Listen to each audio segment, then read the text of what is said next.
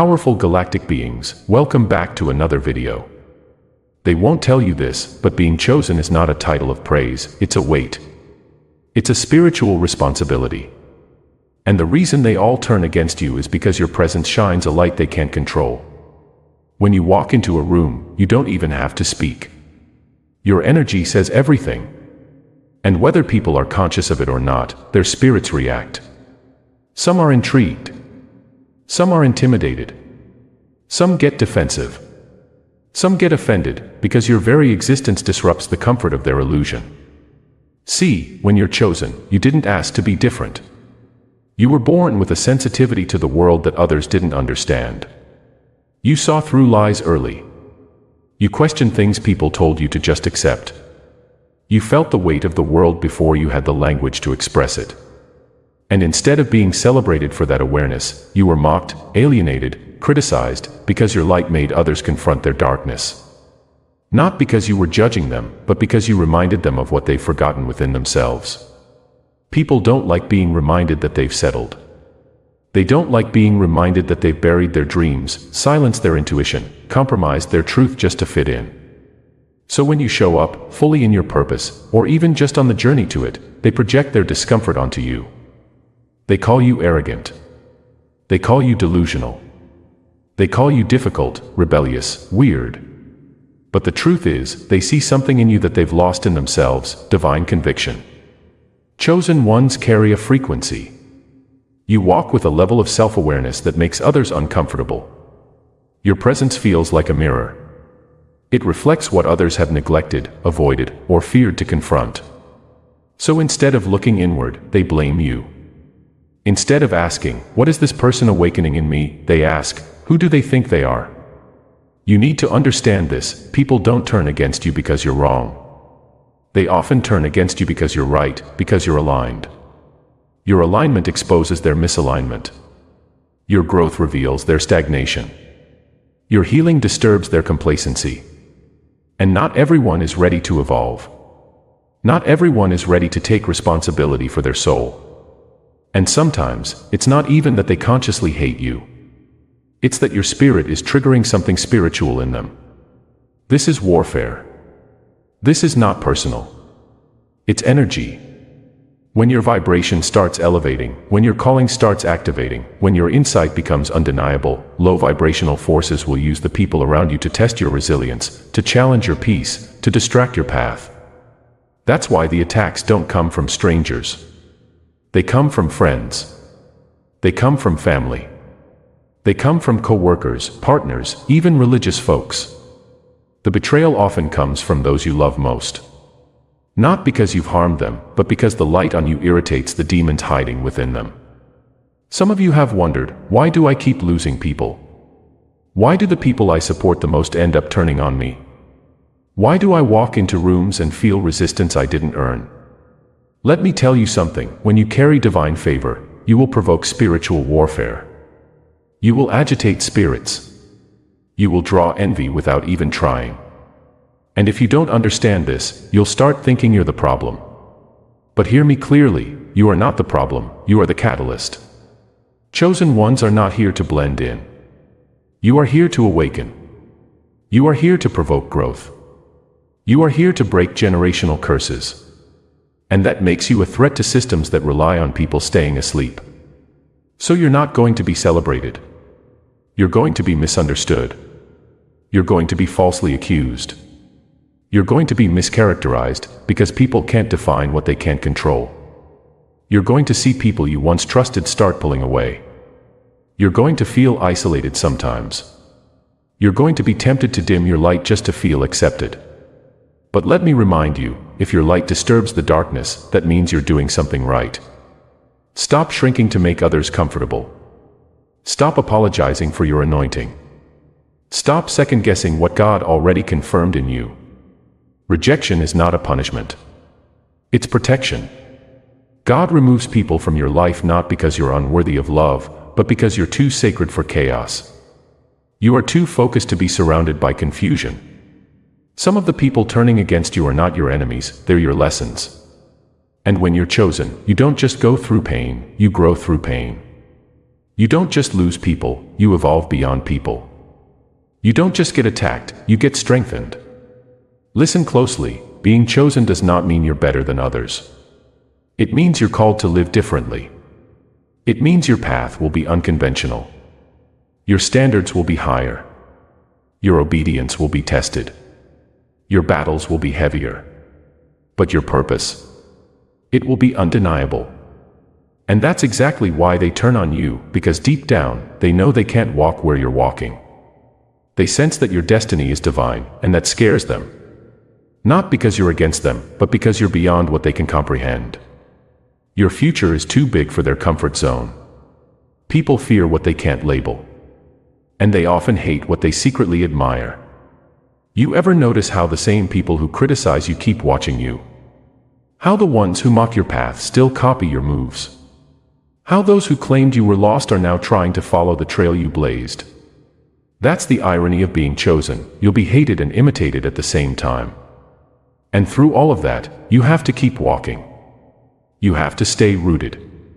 You have to keep evolving. Because your assignment is bigger than their opinions. Your destiny is louder than their gossip. Your mission is deeper than their misunderstanding. You were not put here to be liked. You were put here to transform. Transformation is messy. Awakening is lonely. Purpose is costly. But it's worth it. Because once you accept who you are, you stop needing approval from people who never understood you in the first place. You stop trying to fit in where you were never meant to belong. You stop explaining yourself to people who aren't even listening. You realize that your walk is sacred, your energy is rare, and your calling is too important to waste on temporary validation. This is your confirmation. You're not crazy, you're chosen. You're not being attacked because you're weak. You're being attacked because you're spiritually powerful.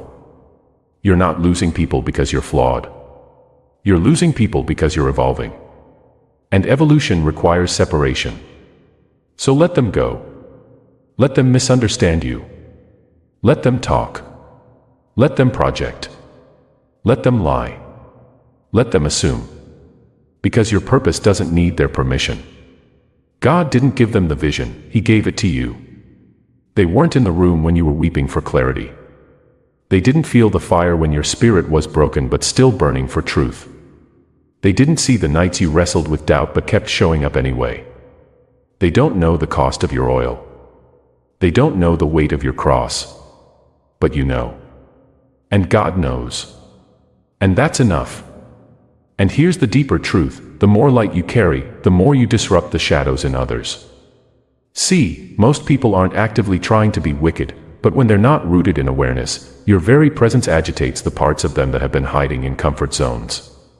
You don't have to speak a word, your energy does the talking. Your silence convicts. Your eyes see through their masks. Your life becomes a mirror, not of who they are, but of who they refuse to be. And when people are not ready to face that truth, they react the only way their ego knows how, by attacking you, distancing themselves, or twisting your purity into a problem.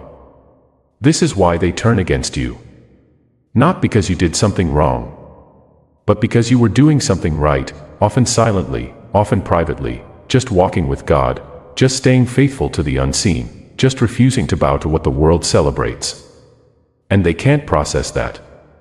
Their spirit can feel your elevation, even if their mind doesn't understand it. So instead of being inspired, they become insecure. Instead of admiring you, they mislabel you. Instead of asking how you grew, they whisper lies to shrink you. You see, chosen ones are not placed in the spotlight by men, but positioned in secret by the Most High. And that makes people nervous. Because when God raises you without their approval, they lose control. You don't owe them anything. You don't flatter their egos. You don't fit their narrative. You remind them of everything they ignored, the path they refused, the changes they never made, the purpose they postponed. And because of that, you become a threat to the illusion they're trying to keep alive. Don't take it personal. It's spiritual.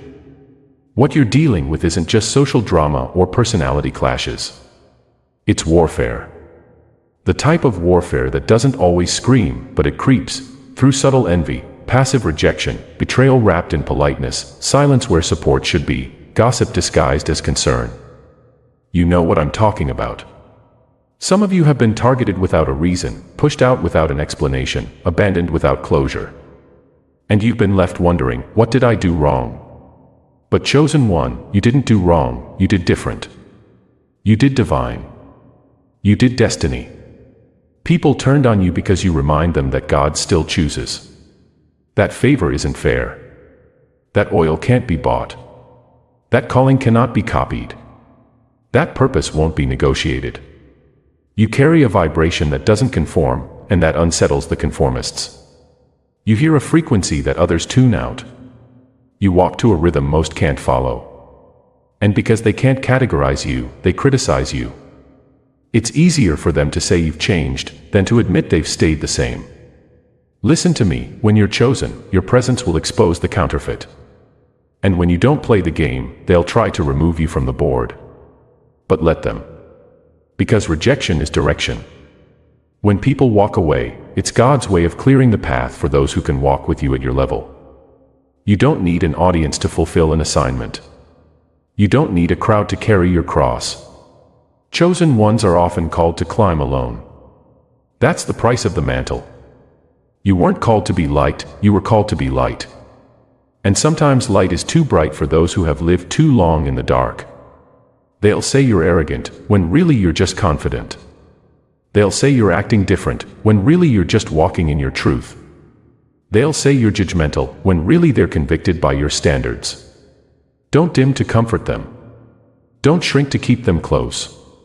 Don't betray your higher self to stay connected to people who were only meant for a lower season of your life. God will isolate you before He elevates you. He will prune your circle before He promotes your calling. And though it may hurt now, chosen one, you'll thank Him later. Because when your harvest comes, the ones who turned against you will be forced to witness it. Not for vengeance, but for confirmation. God will prepare a table in the presence of your enemies, not so you can gloat, but so they can see the results of obedience. They thought your silence was weakness, but it was wisdom.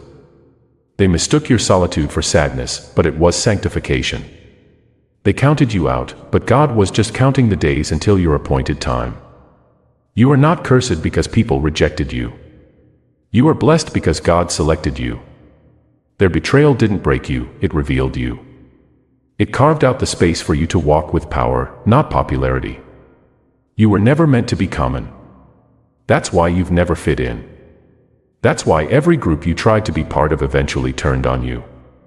That's why your authenticity was too much for their comfort. That's why your greatness was always too big for their boxes. You carry oil. And oil makes you slippery, they couldn't hold on to you, even if they tried. God made you ungraspable to the wrong hands. Unreachable by manipulation. Unshakable by rejection. You are not alone, even if you feel like it. You are not forsaken, even when they abandon you. Every heartbreak was holy. Every loss was layered with purpose. Every fake friend, every backstabber, every doubter, they were all part of the story, but they were never the final chapter. Stop chasing closure. Stop begging to be understood. Stop explaining your anointing to people who are spiritually deaf. You are not obligated to be accessible to those who dishonor you. Protect your peace. Guard your heart. Elevate your environment. And trust that the ones God sends in this next season will recognize your worth without you having to perform for it. The turning against is a sign. Not of failure, but of favor. Not of defeat, but of distinction. God doesn't allow the masses to surround the chosen, He separates them. He marks them. He shields them from the noise, the distraction, the applause that can corrupt. You've been feeling alone because He's been protecting you from the wrong exposure. You've been misunderstood because He's been hiding your purpose from unworthy eyes. What looked like punishment was preparation. Your glow up is going to confuse them. Your peace is going to bother them. Your success without their support is going to challenge them. But that's not your problem. You didn't get here to prove a point, you got here to fulfill a prophecy. You didn't survive all that pain just to play small. You didn't cry all those nights just to seek approval. You didn't grow this much just to go back to who you were before. No, chosen one. You are here on purpose. For purpose. With purpose. And even though they turned against you, you will turn the page. The reality is, the very people who turn against you are often the ones most afraid of their own calling. When they see your light, it exposes their own shadows, their own unresolved wounds, their own fear of change. They don't realize their resistance is really a reflection of their inner battles. And because they haven't done the work to confront their darkness, they try to dim yours instead. This is the painful paradox of being chosen. You carry the invitation for awakening, but not everyone is willing to accept it. And that unwillingness often turns to hostility. Sometimes, those who betray you aren't enemies but mirrors. They reflect what you've been running from within yourself. Their rejection forces you to face your own fears of abandonment, your own doubts about worthiness, your own unresolved pain. That is a sacred and difficult process. Because it's easier to hate someone else than to hate the parts of yourself you haven't healed yet. But every attack you endure has a lesson wrapped inside it, if you have the courage to look beyond the surface. This is why spiritual maturity is not about never being hurt or betrayed, it's about learning how to hold space for your pain without letting it define you. It's about understanding that rejection doesn't mean you're less, it means you're on a different frequency. It means your vibration is shifting. It means your soul is leveling up. And in that process, some people won't be able to follow you. That's natural. That's necessary. You have to stop trying to convince people of your worth. Stop seeking approval from those who can't see your vision. Instead, focus on cultivating the relationship that matters most, the one with your own spirit. When you honor your calling, even if the world misunderstands it, you create an unshakable foundation. That foundation is your shield against criticism, your anchor in storms, your source of peace when isolation feels overwhelming. Remember, every prophet in history was misunderstood. Every chosen one was rejected before they were recognized. It's part of the journey. The higher you ascend, the fewer people will be able to stand with you. But those who do stand with you, they're the tribe, the soul family, the fellow warriors who understand that the path to greatness is often walked alone before it's celebrated publicly. It's crucial to learn how to protect your energy fiercely. Not out of fear or bitterness, but out of respect for the divine work happening inside you. Guard your heart from toxic influences. Set boundaries that honor your peace. Be selective about who you allow into your inner circle. Because the wrong company can derail your destiny faster than any external obstacle. At the same time, remain compassionate. Recognize that those who turn against you are often hurting too. Their rejection is a symptom of their own spiritual blindness, not a verdict on your value. Pray for their healing, wish them well, but don't let their inability to support you derail your progress. Your path is yours alone to walk, and sometimes that means walking it without the people you once called friends. Use the pain of betrayal as fuel for your growth. Let it ignite a fire within you that can't be extinguished. Let it refine your character, sharpen your focus, deepen your faith. This is how spiritual chosen ones rise, not by avoiding conflict, but by transforming it into wisdom. Not by seeking comfort, but by embracing courage. Not by shrinking into silence, but by speaking truth with love and authority. Understand that your purpose is bigger than any temporary loss. Bigger than any moment of loneliness or rejection. Your destiny requires you to be unbreakable, unshakable, and unwavering. It requires you to trust that God's timing is perfect, that every closed door is redirection, that every end is a new beginning. And it requires you to keep moving forward, even when the path is unclear and the voices of doubt are loud. When you embody this truth, you become a living testament to what it means to be chosen. You stop fearing rejection because you know it's part of the process. You stop feeling alone because you sense the presence of a higher power guiding you. You stop doubting yourself because your inner knowing becomes louder than external opinions. And in that space, you find freedom, freedom to be your authentic self, freedom to fulfill your calling, freedom to shine without apology. So, hold your head high, chosen one. Walk boldly in your truth. Let the ones who turn against you be a reminder of how far you've come and how far you're destined to go. Their rejection is not your defeat, it's your purification. It's the clearing away of what no longer serves your highest good. And as you rise above the noise, you'll attract the right people, those who will celebrate your light, support your mission, and walk with you in solidarity. Your journey is sacred. Your calling is undeniable. And the world needs you, just as you are, fully awakened and unapologetically chosen. Now, as you continue on this sacred path, understand this: the turning against you is not the end of your story. It is the clearing that makes room for your greatest blessings. When the crowd falls away, your soul's true tribe emerges. These are the ones who see you for who you truly are, not just your light, but also your scars, not just your victories, but also your struggles. These are the people who will stand beside you, not because they need something from you, but because they honor the journey you're on. Being chosen means you carry a divine assignment that transcends human approval. You are called to be a beacon in the darkness, a voice in the wilderness, a force of transformation in a world that desperately needs it. That mission requires strength, resilience, and unwavering faith. You will have to walk through valleys of loneliness and climb mountains of opposition, but every step is ordained. Every challenge is designed to prepare you for the harvest that awaits. Remember, your calling is not for the faint-hearted. It's for warriors, for pioneers, for souls brave enough to stand alone when necessary. But solitude doesn't mean separation from God, it means intimacy with Him. When the noise of rejection becomes deafening, turn your ear to the silence of your spirit. Listen deeply to the whispers of your heart and the guidance of the divine. In that sacred space, you will find the peace that surpasses understanding and the courage to keep moving forward. Do not waste your energy on bitterness or resentment. Those emotions will only weigh you down and blur your vision.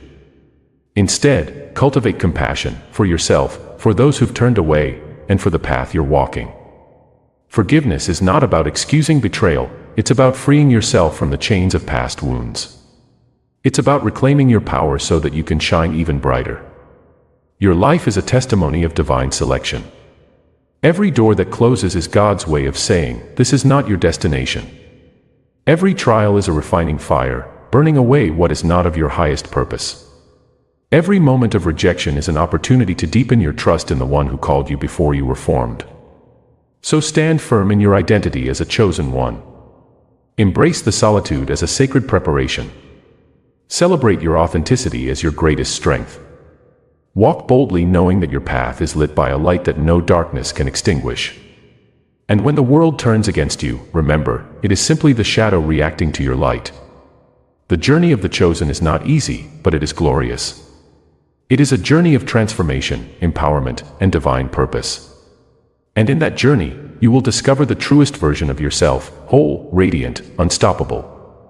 You were chosen not to be ordinary, but extraordinary.